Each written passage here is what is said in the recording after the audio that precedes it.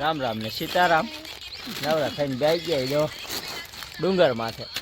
ડુંગર હે ચોટીલાનો નહીં. આમાં ઢીંગડો જો કેવો રમે છે, કેવો રમે જોવો તો. ફોટો આવે એટલે જોવે. કીધું શું બનાવ્યા જમવામાં? ખીચડી ને કઢી. હે ખીચડી ને કઢી રબાડે ખીચડી ને કઢી. આ લે લે. આ શું આવ્યું? આમ કઈ આનું શું બનાવવાનું?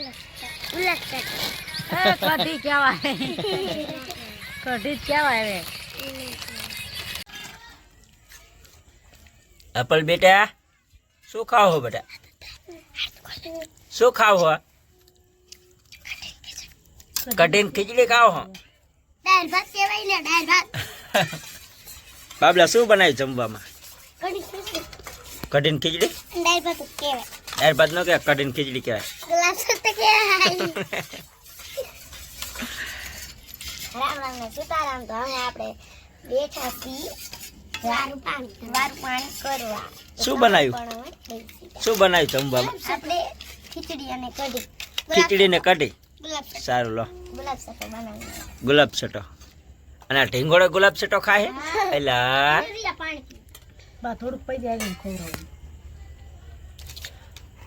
બસ બસ. તો આજનો બ્લોગ અમે આપણે અહીંયા પૂરો કરવીશું. તો તમને અમારો ખીચડીનો બ્લોગ કેવો લાગ્યો? તો સારો લાગ્યો હોય તો લાઈક કરો, શેર કરો, સબસ્ક્રાઈબ કરો.